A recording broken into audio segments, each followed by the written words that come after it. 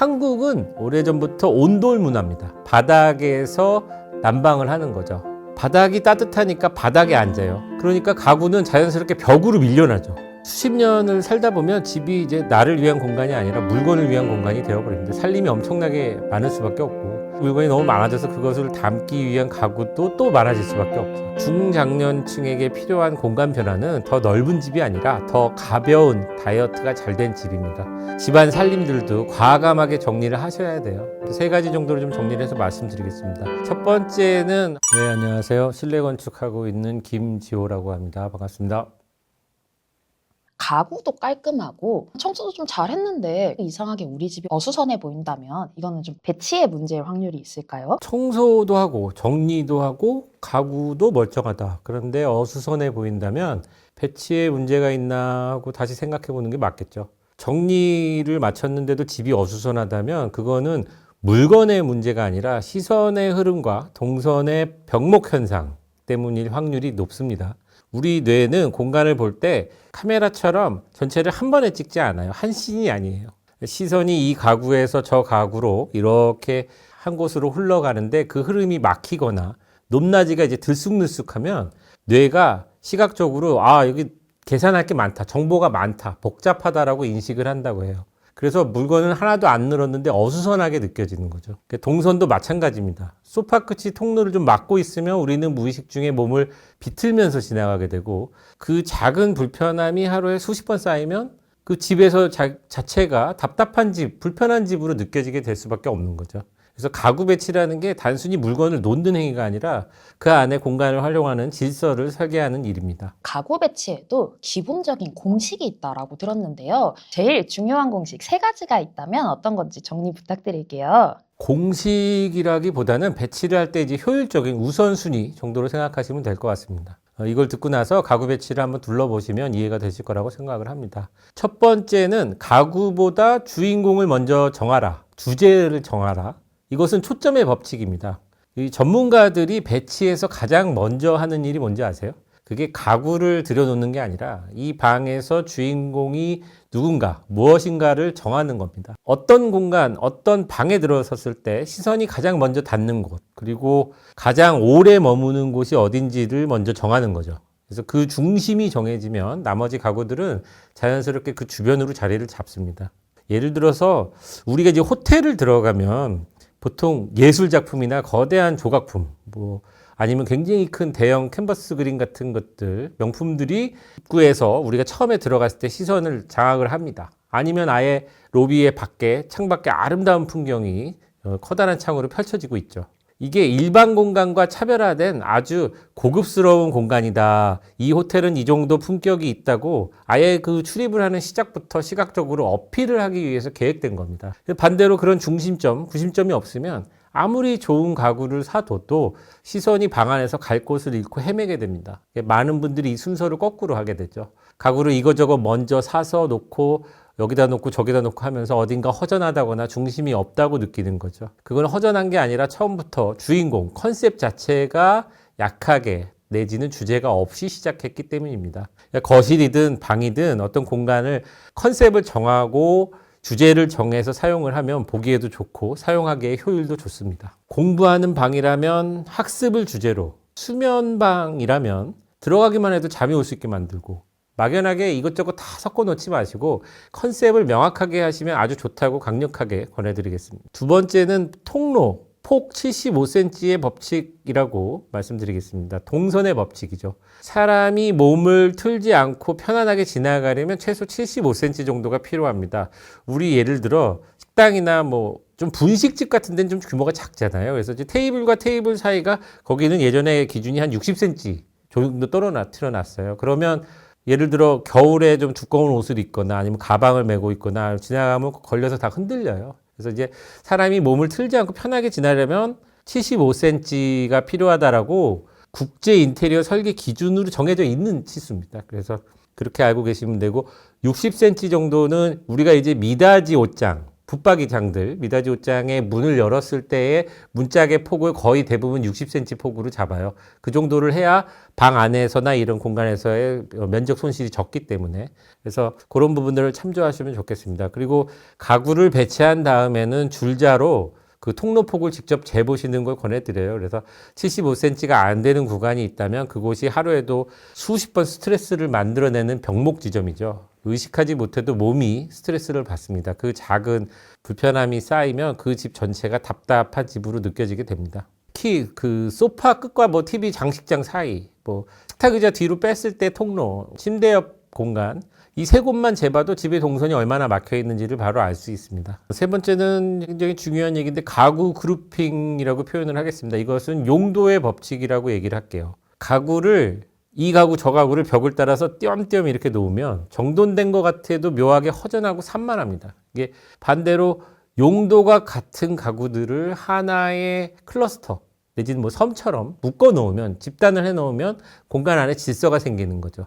소파, 카페트, 조명, 사이드 테이블 한 덩어리 묶으면 그게 거실이라는 영역이 생기는 거예요. 책상, 책장, 스탠드, 조명을 묶으면 그게 학습 공간 아니면 뭐 일하는 업무 공간이 생기는 거죠. 이렇게 공간 안의 영역이 명확해지면 평수가 같아도 집이 훨씬 넓고 풍부하게 느껴집니다. 호텔 스위트룸을 가면 이렇게 분리가 되어 있잖아요. 그렇게 넓어 보이는 이유 중에 하나가 이 그룹핑 때문이에요. 가구의 개수가 좀 많긴 한데 그게 개수가 많아서가 아니라 각 가구가 하나의 용도, 덩어리로 묶여서 공간에 리듬이 생기기 때문이에요. 그래서 이 세 가지 공식의 순서가 중요합니다. 주제, 주인공을 정합니다. 컨셉을 정하고 그 다음에 동선을 확보하고 그 다음에 가구를 그룹핑한다. 이 순서가 거꾸로 되면 아무리 좋은 가구를 사도 이게 왠지 모르게 어수선한 집이 됩니다. 이외에도 좀 자주 사용은 되지만 효율성이 좀 떨어지는 배치법은 뭐가 있는지도 궁금한데요.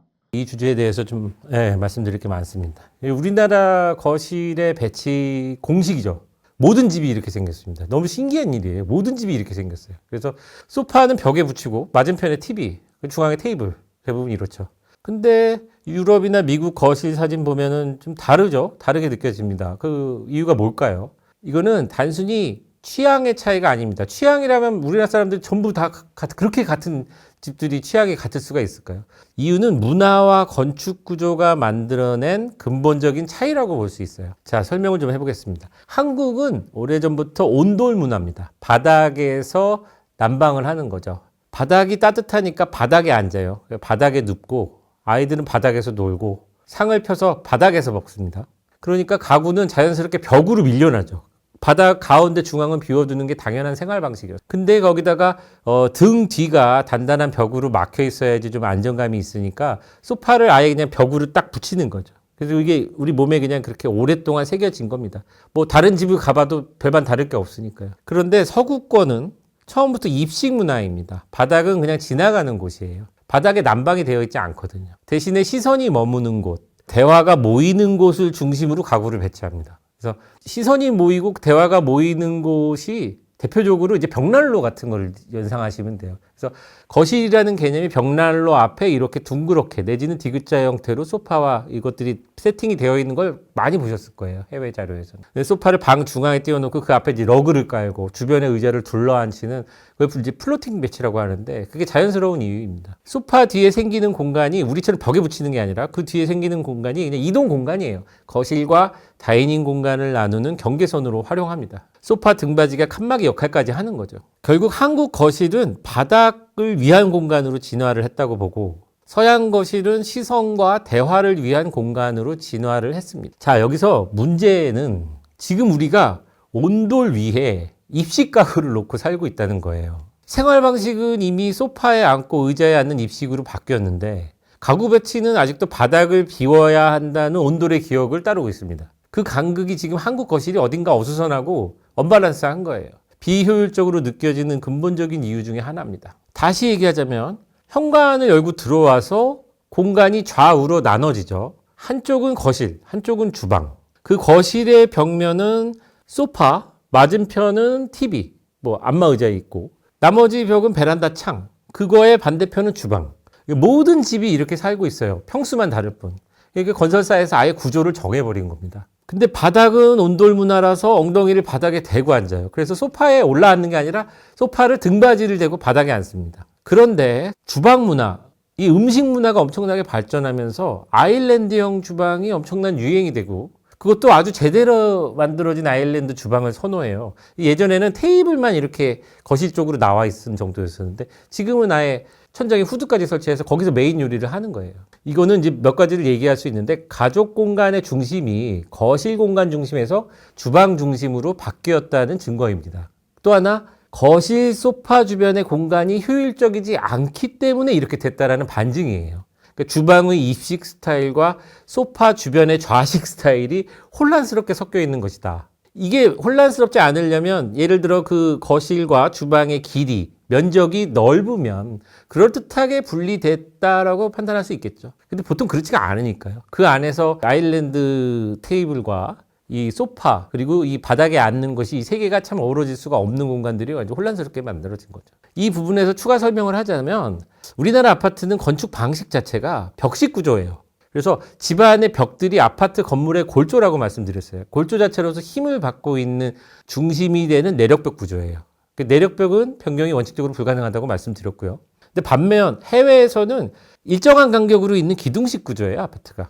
그래서 그 라멘 구조라고 하는데 이 구조는 일정 간격의 기둥이 힘을 받치고 있는 그 외의 벽들은 다 가벽입니다. 석고보드 벽면들이라고 볼 수 있게. 그러니까 구조 변경이 가능합니다. 그래서 이런 이유들로 인해서 우리는 이사를 가기 전에는 한번 정해진 집의 구조를 바꾸지 못하고 있습니다. 아니 이사를 가도 크기만 다르지 구조는 거의 다 동일한 공간에서 평생을 살고 있는 겁니다. 교육 공간도 그래요. 우리는 여러 가지 수납장이나 이런 것들을 무조건 다 벽에 놓고 일렬로 이렇게 좀 맞추려고 하는데 그것들이 자연스럽게 기능적으로 섞여 있지 않아요. 그러니까 그것은 아마 이 오래된 바닥 문화의 중심에서 지방 구조가 그렇게 되는 것 같은데 요즘 제가 이제 일 때문에 미팅을 했을 때 전혀 다른 컨셉 자체를 갖고 상담을 하시는 분들이 있으면 되게 반갑죠. 이런 분들은 정말 저도 한번 해보고 싶다. 예를 들어 두 부부만 계신데 작가분이시라고 해요. 그래서 이제 작업실과 집이 같이 겸용이 되는 공간인 거죠. 그래서 그런 부분들처럼 어떤 잘 이쁘게 좀 도전해보고 싶은 디자인적인 욕구가 드는 경우들이 있고 일반적인 소비자분들께 말씀드리고 싶은 거는 인테리어를 그렇게 사진을 보고 뭐를 해서 이걸 이쁘다 해갖고 이렇게 1억에 가까운 수천만 원이 넘는 비용을 들여서 공사를 한다라는 것이 얼마나 불합리한가. 저는 그 부분이 너무 유행처럼 이렇게 가고 있는 것을 반대하는 입장입니다. 이 일을 하고 있는 사람이지만 명확한 목적이 있어야 되고 그렇게 판단하고 있어요. 원룸이나 전세처럼 벽 공간을 사실 좀 자유롭게 활용할 수 없는 상황에서는 가구를 좀 배치할 수 있는 팁이 있을까요? 벽 공간을 자유롭게 활용할 수 없는 상황에서 크게 나아지긴 쉽지 않죠. 현실적으로. 그래도 이제 몇 가지 최선의 방법을 얘기를 해보자면 일단 가구 자체의 높이를 낮추는 겁니다. 낮은 가구로 천장을 확보하는 거죠. 그래서 좁은 방일수록 가구의 높이를 낮춥니다. 침대 프레임을 없애는 것도 괜찮아요. 그래서 낮은 소파를 선택하고 가구 위쪽으로 빈 벽면이 이제 넓게 열리는 걸 의도하는 겁니다. 우리 뇌는 그 여백을 공간의 일부로 판단하기 때문에 가구는 그대로인데도 방이 좀 넓고 쾌적하게 느껴질 수 있어요. 반대로 이제 높은 예전 장롱이나 키 큰 책장 같은 게 좀 방에 꽉 차게 되면 실제 평수보다 훨씬 답답하게 느껴지죠. 그래서 가구의 높이가 그 방의 숨통을 결정한다. 뭐 이렇게 표현할 수 있겠습니다. 두 번째는 가구로 공간을 나누는 것입니다. 원룸에서 가장 흔한 실수가 침대 놓고 그 옆에 책상 놓고 그 옆에 옷장 놓고 이렇게 쪼르륵 놓는 건데 그렇게 하면 방이 정리된 것 같아도 이게 침대하고 책상 의자가 이제 붙어 있고 하루 종일 잠자는 곳과 일하는 곳이 구분이 없어서 쉬어도 쉬는 느낌이 안 들죠. 제가 이제 아이들 공부방 구성할 때도 이걸 굉장히 강조를 많이 하는데 그래서 대신 등받이가 낮은 소파나 뭐 아니면 오픈형 선반 같은 거라도 좁은 방이니까 침대와 책상 사이에 파티션을 만들어 주는 거예요. 그래서 벽을 세우지 않아도 자는 공간하고 일하는 공간이 좀 심리적으로라도 분리를 시킨다. 이런 의도를 갖는다. 그래서 하나의 방이 쉬는 공간과 공부하거나 일하는 공간의 두 가지 정도로 분리를 한다라고 의도하는 것이 공간이 넓어질 수 있는 건 아니지만 공간의 역할을 만들어주는 데 의미가 있다. 이렇게 말씀드리겠습니다. 세 번째는 바닥은 사람이 쓰고 벽은 물건이 쓰게 한다라는 개념을 갖는 거죠.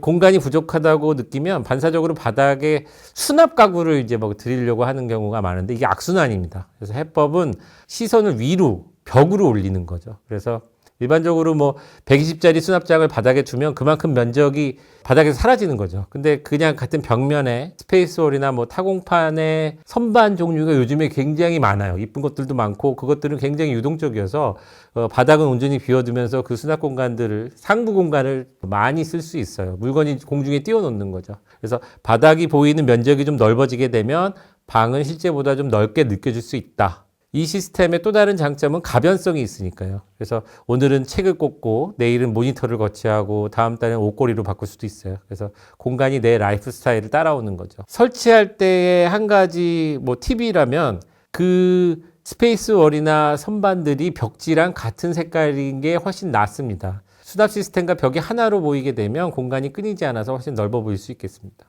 중장년 분들은 이사를 가지 않으면 우리 집은 이제 진짜 정리가 안 된다 이렇게 생각하시는 분들이 꽤 많은데요. 가구 배치 변화로 더 넓고 정리가 잘 되는 수납 공간을 좀 만들 수 있는 방법이 있을까요? 수십 년을 살다 보면 집이 이제 나를 위한 공간이 아니라 물건을 위한 공간이 되어버립니다. 살림이 엄청나게 많을 수밖에 없고 물건이 너무 많아져서 그것을 담기 위한 가구도 또 많아질 수밖에 없죠. 이사 전에 먼저 가구를 줄이셔야 돼요. 많은 경우 문제는 집의 크기가 문제가 아니고 가구, 살림의 양입니다. 사람의 몸하고 비슷해요. 이 지방 덩어리, 오랫동안 쌓여 있는 지방 덩어리를 걷어내기 전에 어떤 다른 대책을 해도 몸에는 크게 비주얼적으로나 건강학적으로나 변화가 있을 수 없는 거죠. 그래서 다이어트를 하셔야 됩니다. 집안 살림들도 과감하게 정리를 하셔야 돼요. 세 가지 정도로 좀 정리를 해서 말씀드리겠습니다. 첫 번째는 허리 높이 수납의 법칙입니다. 나이가 들수록 무릎을 굽히거나 팔을 높이 뻗는 동작이 신체에 부담이 됩니다. 그래서 많은 분들이 바닥 수납장에 물건 쌓아두거나 손이 잘 닿지 않는 그 높은 선반에다가 물건을 자주 올려놓게 되는데 그게 이렇게 쌓이게 되면 집이 어수선해 보이는 것을 넘어서 낙상 그리고 부상으로 이어질 수 있습니다. 자주 쓰는 물건은 배꼽에서 가슴 사이 높이에다가 집중해서 배치하는 것을 꼭 염두에 두십시오. 그 부분을 이제 뭐 건축에서 표현하자면 골든존이라고 부르는 구간입니다. 그 아래 수납장은 여닫이 문 대신 서랍식으로 바꾸면 허리를 굽히지 않아도 되죠. 잘 안 쓰는 물건은 맨 위로, 무거운 물건은 중간으로 이 원칙 하나만 지켜도 일상의 불편함이 크게 줄어들 수 있습니다. 두 번째는 직선 동선 확보입니다. 거실 중앙에 큰 테이블이나 두꺼운 카펫이 놓여 있지 않으신가요? 젊을 때는 그냥 지나쳤던 그런 장애물들이 나이가 들수록 낙상사고의 원인이 됩니다. 시력과 평형 감각이 조금씩 떨어지는 노년기에는 화장실에서 침실까지 주방에서 거실까지의 통로가 직선으로 뚫려 있어야 됩니다. 특히 야간 동선이 중요합니다. 어두운 밤에 화장실 가는 길에 발에 걸리는 가구가 하나라도 있다면 그건 인테리어 문제가 아니라 안전 문제에 해당됩니다. 동선 위의 가구는 과감하게 치우거나 위치를 바꾸세요. 통로가 넓어지면 공간도 넓어 보이고 생활도 훨씬 편안해집니다. 세 번째는 시야를 열어서 심리적 개방감을 만드는 것입니다. 자녀들이 독립하고 나면 집에 남는 게 큰 가구들이 많이 남죠. 쓰지 않는 책상, 오래된 장롱, 옷걸이, 덩치 큰 소파 뭐 이런 것들. 이런 걸 버리지를 못하고 벽면으로 몰아서 두면 집이 창고처럼 느껴지기 시작합니다. 그래서 시야가 닿는 곳, 거실에서 눈이 자연스럽게 향하는 방향에는 낮은 가구만 남기세요. 시각적 장애물이 사라지면 같은 평수라도 뇌가 느끼는 공간의 크기가 달라집니다. 안 쓰는 큰 가구 하나를 드러내는 게 새 가구를 드리는 것보다 훨씬 강력한 쾌적한 인테리어 효과가 됩니다. 정리하면 중장년층에게 필요한 공간 변화는 더 넓은 집이 아니라 더 가벼운 다이어트가 잘 된 집입니다. 물건을 줄이고 동선을 열고 시야를 확보하는 것. 이 세 가지만으로 지금 사는 집이 완전히 다른 공간으로 느껴질 수 있습니다.